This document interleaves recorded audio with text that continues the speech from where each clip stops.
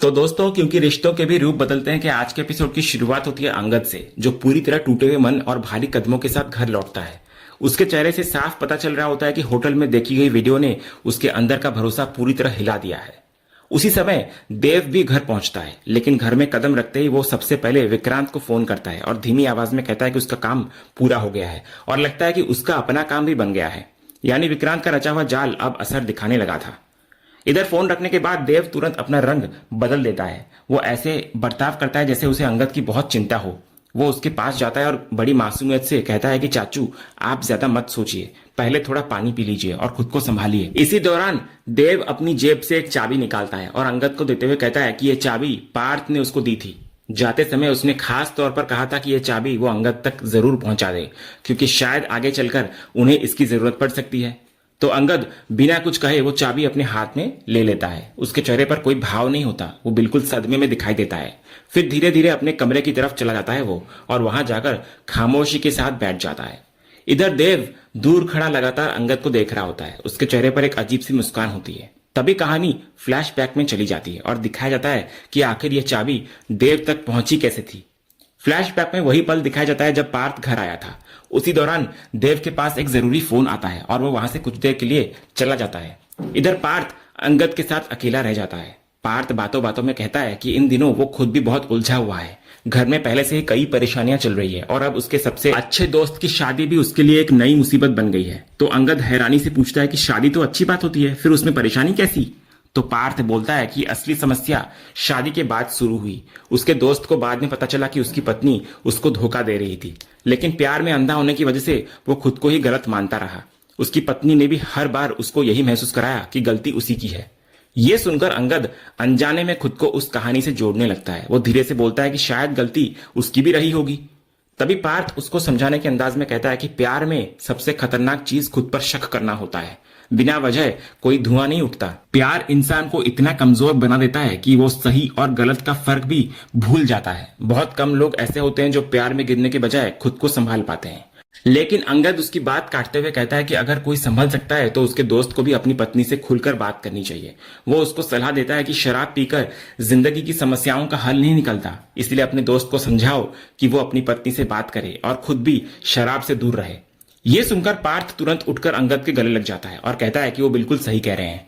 वो उनका शुक्रिया अदा करता है, लेकिन उसी पल कैमरा उसके चेहरे पर जाता है, जहां गले मिलते हुए भी उसके होठों पर एक बेहद चालाक और खतरनाक मुस्कान दिखाई देती है। इतने में देव अपना फोन खत्म करके वापस लौटता है। इसके बाद पार्थ जाने की बात करता है। जब अंगद पूछता है कि इतनी जल्दी वो क्यों निकल रहा है, तो पार्थ हंसते हुए कहता है कि वो अपने हनीमून पर आया है, इसलिए अब उसे निकलना होगा। तो अंगद भी मुस्कुराकर उसे हनीमून एंजॉय करने के लिए कहता है और फिर देव से बोलता है कि वो पार्थ को एयरपोर्ट छोड़कर आ जाए। इतना बोलकर अंगद भी वहां से निकल जाता है। जैसे ही अंगद वहां से निकलता है, पार्थ का असली चेहरा सामने आता है। देव उससे कहता है कि लगता है अंगद चाचू अब पहले जैसे नहीं रहे, बदल गए। इस पर पार्थ मुस्कुराकर बोलता है कि इंसान की फितरत और उसका असली स्वभाव कभी बदलता नहीं है।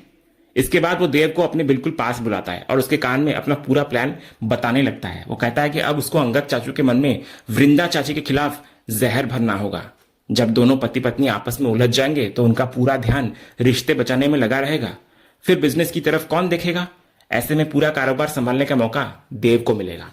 पार्थ आगे बोलता है कि आखिर इस बिजनेस का असली वारिस वही है, इसलिए ये सब उसी के हाथ में आना चाहिए। पार्थ बोलता है कि वो मिहिर दादू का पोता है और देव हेमंत दादू का, इसलिए इस कारोबार पर असली हक उन्हीं दोनों का बनता है, जबकि बाकी लोग तो गोद लिए हुए हैं। इतना बोलने के बाद पार्थ वही चाबी देव के हाथ में देता है और उससे कहता है कि अब आगे उसे वही करना है जो वो कह रहा है। यहीं पर फ्लैशबैक खत्म होता है। वर्तमान में वापस आते ही अंगद उस चाबी को लेकर कमरे के एक पुराने कैबिनेट के पास जाता है। जैसे वो उसको खोलता है, उसके अंदर शराब की कई बोतलें रखी दिखाई देती है। उधर कमरे के बाहर खड़ा देव ये सब देखकर मन ही मन मुस्कुरा रहा होता है, क्योंकि उसका प्लान बिल्कुल वैसा ही आगे बढ़ रहा होता है जैसे पार्थ ने उसको समझाया था।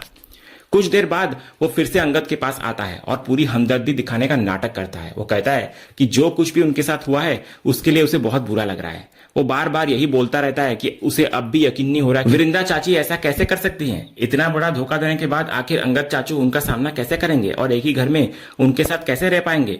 वो बार बार उनसे खुद को संभालने की बात कहता रहता है, लेकिन देव की इन बातों का असर बिल्कुल वैसा ही होता है जैसे वो चाहता था।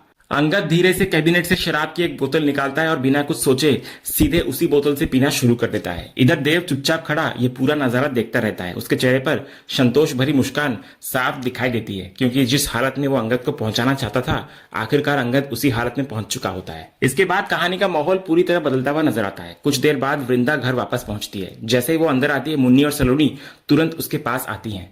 दोनों काफी देर से उसकी राह देख रही होती है। वो चिंता भरे अंदाज में पूछती है कि आखिर वो कहाँ रह गई थी, कब से सब लोग उसकी फिक्र कर रहे थे। तो वृंदा मुस्कुराकर उनको भरोसा दिलाती है कि परेशान होने की जरूरत नहीं है, वो सिर्फ एक जरूरी काम से बाहर गई थी। लेकिन इसके बाद मुन्नी और सलोनी बिना कुछ बताए उससे कहती हैं कि वो पहले सीधे छत पर चली जाए। तो वृंदा हैरानी से पूछती है कि आखिर छत पर क्यों जाना है, लेकिन दोनों कोई जवाब नहीं देती, बस बार बार यही कहती रहती है कि पहले ऊपर जाकर देखिए। तो वृंदा भी ज्यादा सवाल किए बिना छत की तरफ बढ़ जाती है। इसके बाद जैसे ही वो छत पर पहुंचती है, उसकी आंखें खुशी से चमक उठती है। पूरी छत बेहद खूबसूरती से सजाई गई होती है। चारों तरफ फूलों की सजावट होती है। जमीन पर भी रंग बिरंगे फूल बिखरे हुए होते हैं। हर तरफ रोशनी और सजावट का बेहद खूबसूरत माहौल बना होता है। जगह जगह अंगद और वृंदा की तस्वीरें लगी होती है, जो उनके साथ बिताए हुए खूबसूरत पलों की याद दिला रही होती है। और ठीक बीच में एक खूबसूरत केक रखा होता है।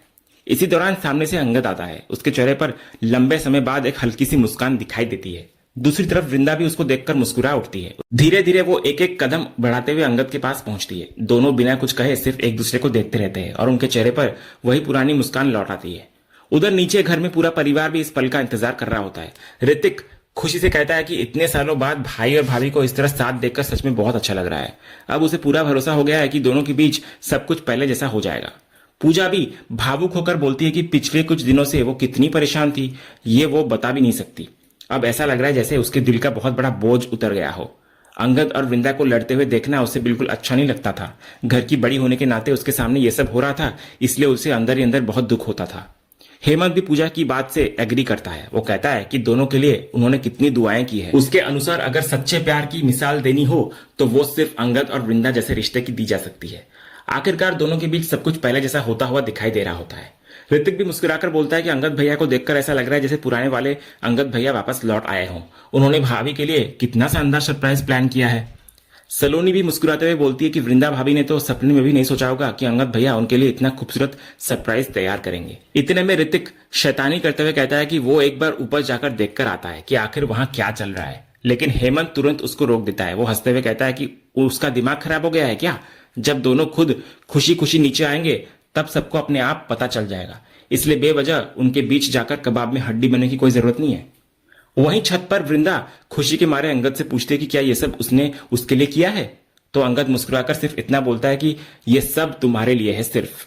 इतना कहते ही वो एक रोमांटिक गाना चलाता है। फिर धीरे से अपना हाथ आगे बढ़ाकर वृंदा को डांस के लिए इशारा करता है। तो वृंदा भी मुस्कुराते हुए अपना हाथ उसके हाथ में रख देती है और दोनों लंबे समय बाद एक साथ बेहद रोमांटिक अंदाज में डांस करने लगते हैं।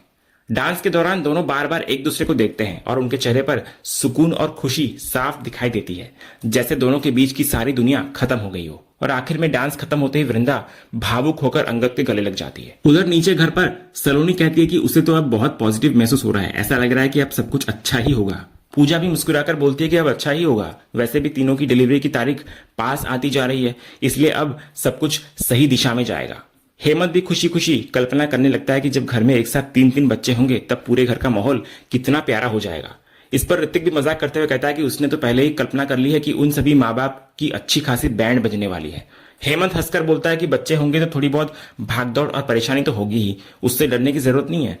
तभी पूजा ऋतिक और मुन्नी की तरफ देखकर उनको भरोसा दिलाती है कि चिंता करने की बिल्कुल जरूरत नहीं है, वो और हेमंत दोनों मिलकर सब कुछ संभाल लेंगे। इसी बीच सलोनी को अचानक थोड़ा असहज महसूस होने लगता है। उसको हल्का दर्द भी होने लगता है। ये देखकर पूजा तुरंत उसके पास जाती है और प्यार से बोलती है कि वो जाकर थोड़ा आराम कर ले। वैसे भी सलोनी और मुन्नी पूरा दिन घर का काम संभालती है, जबकि वृंदा ऑफिस का काम करती है, तो ऐसे में किसी को भी ठीक से आराम नहीं मिल पाता। लेकिन सलोनी जाने के लिए तैयार नहीं होती। वो कहती है कि इतने लंबे समय बाद आज भैया और भाभी एक साथ खुश नजर आ रहे हैं, इसलिए वो ये पल मिस नहीं करना चाहती और जानना चाहती है कि आगे क्या होता है। तब मुन्नी उसको प्यार से समझाती है कि वो चिंता न करे, वो खुद यहीं मौजूद है और बाद में उसको पूरी बात बता देगी। तो आखिरकार मुन्नी की बात मानकर सलोनी आराम करने के लिए अंदर चली जाती है। उधर छत पर वृंदा अंगद की तरफ देखकर भावुक आवाज में कहती है कि उसको हमेशा से भरोसा था कि एक दिन सब कुछ पहले जैसा हो जाएगा। उसे पूरा यकीन था कि एक दिन अंगद समझ जाएगा कि जो कुछ भी उनके बीच हुआ वो सिर्फ गलतफहमी थी। इसी उम्मीद के सहारे वो हर दिन भी जी रही थी। जब भी सुबह होती थी उसके दिल में बस यही उम्मीद जागती थी कि शायद आज अंगद सारी गलतफहमियां छोड़ देगा और फिर से उस पर भरोसा करेगा। वो कहती है कि चारों तरफ सब कुछ बिखरता हुआ दिखाई दे रहा था, लेकिन उसके दिल ने कभी उम्मीद नहीं छोड़ी। तो आज जब अंगद उसके सामने खड़ा है तो उसको लग रहा है कि उसकी दुनिया वापस लौट आई है। उसके लिए उसकी पूरी जिंदगी, उसका प्यार और उसकी हर खुशी सिर्फ अंगद से जुड़ी है। उसके बिना वो खुद को अधूरा महसूस करती है। इतना बोलते ही वृंदा एक बार फिर अंगद के गले लग जाती है और पूरे दिल से उससे अपने प्यार का इजहार कर देती है। कहती है, आई लव यू अंगद। लेकिन दूसरी तरफ अंगद बिल्कुल खामोश खड़ा होता है। उसके चेहरे पर कोई खुशी नहीं होती। उसी पल उसके दिमाग में देव द्वारा दिखाई गई वो वीडियो घूमने लगती है जिसने उसके विश्वास को पूरी तरह तोड़ दिया था। अचानक अंगद की खामोशी टूटती है। वो बेहद कड़वे लहजे में पूछता है, क्या बिल्कुल इसी तरह तुमने उसे भी अपने प्यार का इजहार किया था? तो अंगद की ये बात सुनते ही वृंदा के चेहरे का रंग उड़ जाता है। वो समझ नहीं पाती कि आखिर अचानक ये क्या हो गया। लेकिन अंगद यही नहीं रुकता। वो तंज कसते हुए कहता है कि शायद उसे आई लव यू कहने की भी जरूरत नहीं पड़ी होगी, क्योंकि अपने दिल की सारी भावनाएं तो तुम पहले ही उसको दे चुकी थी। ये सुनकर वृंदा पूरी तरह टूट जाती है। वो अपने सिर पर हाथ रख लेती है और हैरानी से पूछती है कि क्या इतना सबके बाद भी उसके दिमाग में वही बातें चल रही है। इसी दौरान उसकी नजर सामने रखे केक पर जाती है। केक पर लिखे शब्द पढ़ते ही उसके पैरों तले जमीन खिसक जाती है। उस पर लिखा होता है, congratulations Vrinda mama and Vikrant dad. ये देखकर वृंदा हैरान हो जाती है। वो तुरंत अंगद की तरफ देखकर पूछती है कि आखिर ये सब क्या है? क्या ये पूरा सरप्राइज सिर्फ एक मजाक था? क्या ये सारी सजावट और ये पूरा माहौल सिर्फ एक नाटक था? तो अंगद बिना किसी झिझक के साथ कहता है कि अगर नाटक की बात हो रही है तो सबसे बड़ा नाटक तो अब तक वृंदा करती आई है। जिस तरह उसने उसको धोखा दिया, उससे झूठ कहा और अब भी उसी झूठ को सच साबित करने की कोशिश कर रही है, उसके सामने ये सब कुछ भी नहीं है। अंगद बोलता है कि अभी कुछ देर पहले भी वो यही कह रही थी कि एक दिन उसको समझ आ जाएगा कि सब कुछ झूठ और गलतफहमी थी, लेकिन उसके मुताबिक यहाँ सिर्फ एक ही सच है और वही सच इस केक पर लिखा हुआ है। वृंदा गुस्से और दर्द से भरकर कहती है कि उसके दिमाग में अब भी सिर्फ जहर भरा हुआ है। वो आज भी उसी झूठ को सच मानकर बैठा हुआ है। लेकिन अंगद साफ कहता हुआ नजर आता है कि वो कोई कल्पना नहीं कर रहा, बल्कि वही मान रहा है जो उसके सामने दिखाई दे रहा है। उसके हिसाब से गलती वृंदा की है, उसकी नहीं। इधर वृंदा बार बार समझाने की कोशिश करती है कि उसने कुछ भी गलत नहीं किया। ये सब सिर्फ अंगद के दिमाग में बैठा हुआ भ्रम है। वो गलत दिशा में सोच रहा है। तभी अंगद फैसला करता है कि अब वो उसी के मुंह से सच सुनवाएगा। वो तुरंत अपना फोन निकालता है और देव द्वारा रिकॉर्ड की गई वीडियो वहीं पर प्ले कर देता है। वीडियो में सिर्फ वृंदा और विक्रांत दिखाई देते हैं। बातचीत बिल्कुल वैसे ही सुनाई देती है जैसे एडिट करके दिखाई गई थी। वीडियो में ऐसा लगता है जैसे वृंदा खुद विक्रांत से कह रही हो कि ये बच्चा उसी का है और उसे अपनाना ही होगा। वही विक्रांत भी कहता हुआ दिखाई देता है कि वो कैसे मान ले कि उसके पेट में पल रहा बच्चा उसी का है। इधर वीडियो खत्म होते ही वृंदा पूरी तरह स्तब्ध रह जाती है। वो घबराकर अंगद से पूछती है कि आखिर ये वीडियो उसके पास आया कहां से। लेकिन अंगद बोलता है कि ये मायने नहीं रखता कि वीडियो किसने बनाया, बल्कि असली बात यह है कि वीडियो में साफ दिखाई क्या दे रहा है। तो वृंदा तुरंत सफाई देती है कि वीडियो में जो दिख रहा है वो पूरा सच नहीं है। वो मानती है कि आवाज उसकी है, लेकिन ये बातें अपने लिए नहीं कर रही थी। वो ये वीडियो अधूरा है। उसको खुद भी समझ नहीं आ रहा होता कि किसी ने इसे इस तरह रिकॉर्ड कैसे कर लिया। लेकिन अंगद उसकी एक भी बात सुनने को तैयार नहीं होता। उसके मुताबिक वीडियो में जो दिखाई दे रहा है वही सबसे बड़ा सबूत है और उसी से प्रूफ हो चुका है कि अब तक झूठ कौन बोल रहा था। तब वृंदा मजबूर होकर पूरी सच्चाई बताती है। वो कहती है कि उस दिन वो अपने लिए वहां नहीं गई थी, उसके साथ कृपा भी थी। कृपा ने ही उसे विक्रांत से बात करने के लिए बुलाया था, क्योंकि विक्रांत उसके होने वाले बच्चे को अपनाने से इनकार कर रहा था और उस पर अबॉर्शन का दबाव बना रहा था। वो सिर्फ कृपा और उसके बच्चे के लिए वहां पर गई थी। लेकिन अंगद इस कहानी पर बिल्कुल भी भरोसा नहीं करता। उसको लगता है कि यह भी सिर्फ एक नया बहाना है। तब वृंदा तुरंत फैसला करती है कि अब सच्चाई कृपा खुद बताएगी। वो वहीं पर अंगद के सामने कृपा को फोन लगाती है और स्पीकर ऑन कर देती है। वो कृपा से कहती है कि सच सच बता दो, बताओ कि मैं तुम्हारे कहने पर ही विक्रांत से मिलने गई थी। तुमने ही मुझे कहा था कि मैं उसको समझाऊं ताकि वो तुम्हें और तुम्हारे बच्चे को अपना ले और अबॉर्शन के लिए मजबूर ना करे।